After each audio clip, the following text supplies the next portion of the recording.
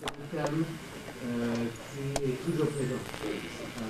Les pays occidentaux pardonnent et impardonnent.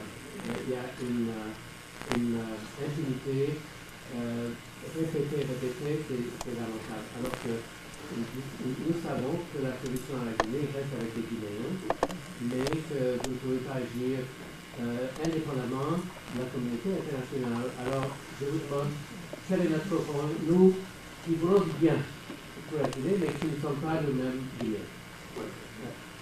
Qu'est-ce qu'il faut faire? Il faut revenir sur le problème du droit international, malheureusement. We come back to, again, the question of law, the rule of law. Dans le droit international fonctionne souvent un peu comme le droit national. International law is C'est très almost... grave ça d'ailleurs. Parce que chez nous, quand ça ne marche pas, c'est parce que la loi est faite pour quelqu'un ou contre quelqu'un. In Africa, the law is tailored to an individual or against an individual. Et sur le plan international, on observe la même chose. But when we look at international law, we see almost the same pattern. Il y a de très bons dictateurs. There are good dictators Ce qu'on appelle la communauté internationale tolère parfaitement. who are tolerated by the international community. Et il y a de mauvais dictateurs au gré des intérêts de cette communauté internationale. There are bad dictators if the international community deem them bad. J'ai découvert ce que représentait carrément ce que nous soulignons. On est nouveau à dire ici, c'est-à-dire qu'il y avait même le roi traditionnellement avant l'avènement. Again, he insists on the fact that in pre-colonial Africa, even the mightiest kings were law-abiding kings. On aurait dû exalter ça, nous apprendre ça. And as a younger generation, they should have been told so, that instead of painting a rosy picture of pre-colonial Africa. Nous dire que le roi nègre a été en principe quelqu'un qui a été une création après le contact avec le colon, puisque le roi nègre a existé. Mais on ne nous a pas dit que le roi nègre a existé, le roi nègre était le monde. Et ce qui fait que les présidents africains ont été la même chose. Toujours on est support. Okay, so Donc, pour me résumer, je crois qu'il y a une citation de l'État là où il a dit, dans un de ses articles, que l'histoire est rebelle à tout asservissement et se retrouve toujours contre ses asservisateurs. Okay, so he is quoting former Secretary General of the OAU, Edem Kojo, former Prime Minister of Togo. Vous pouvez répéter votre citation là? Que this history is... L'histoire est rebelle à tout asservissement. Can you say that in English? History is against any kind of oppression. Et se retrouve toujours contre ses affabulateurs. And it always turns its arms or weapons against the liars. Je pense que la conférence nationale sera surtout l'objet de revoir carrément notre histoire telle qu'elle. So he urges for a national conference.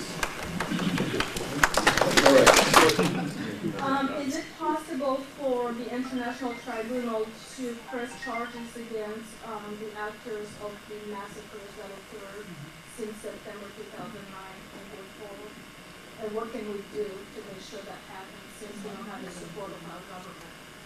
Right. So I think the problem is that the International Criminal Court requires the country in which those events have occurred to exhaust all avenues. And when they realize that the country is not either willing or unable to carry out justice against crimes against humanity or genocide, then the International Criminal Court will take over. However, there will always be the problem of habeas corpus, how to bring the accused before the court.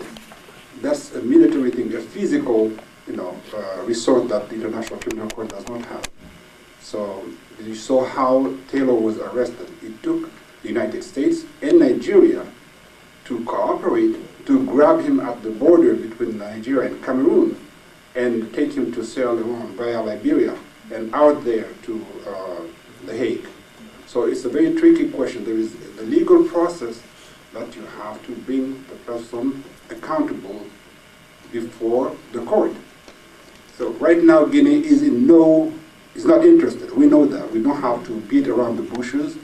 We know that Alpha Condé won't do it. He appointed Tegboro Kamara, who is accused cabinet rank member. So it's the denial of justice. It's back to square one. You just talked about institutions, the lack of institutions.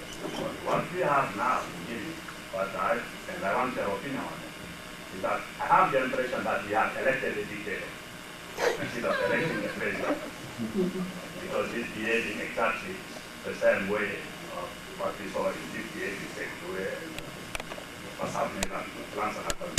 Why do you think the international community, trying to help the Guinea, did not push for legislative elections first before presidential? That's my question. Je peux répéter en français? Bon, je dis que j'ai l'impression, j'avais parlé d'institutions fortes, de mettre des institutions en place, mais j'ai l'impression qu'on a élu un dictateur au lieu d'élire un président. Et il se comporte de la même façon que ce qu'on a critiqué en 58, on a eu à s'éprouver et ce qu'on a eu par la suite.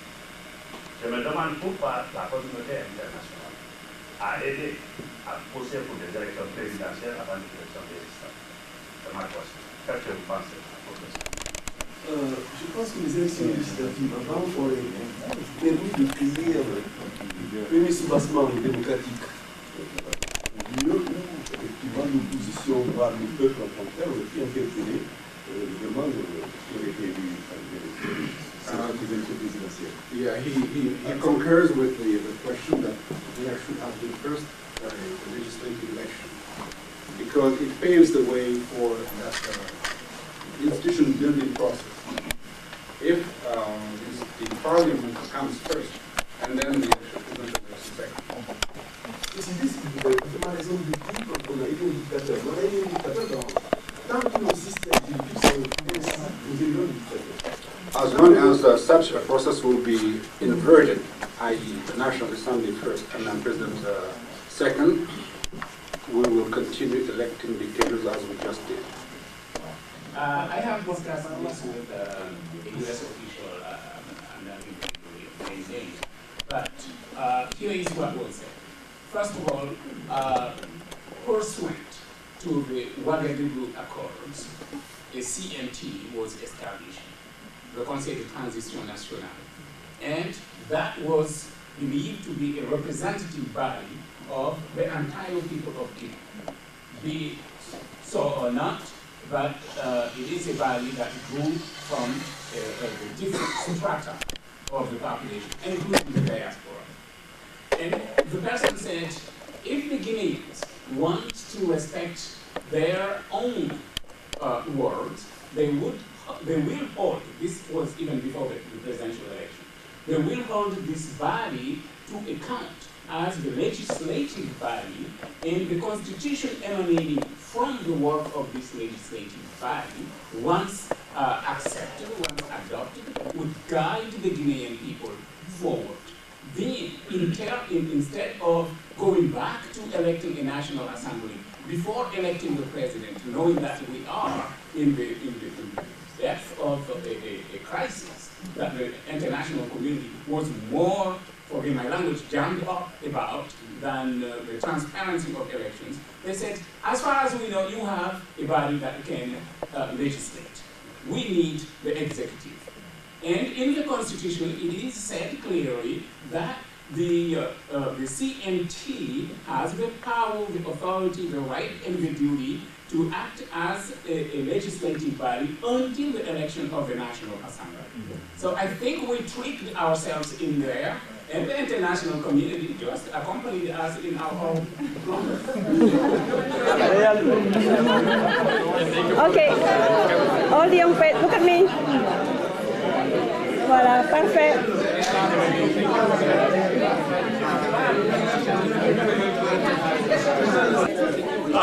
Voilà, un petit mal. Voilà, comme tout le monde faut. Ceux qui sont venus. We are making history. Making history.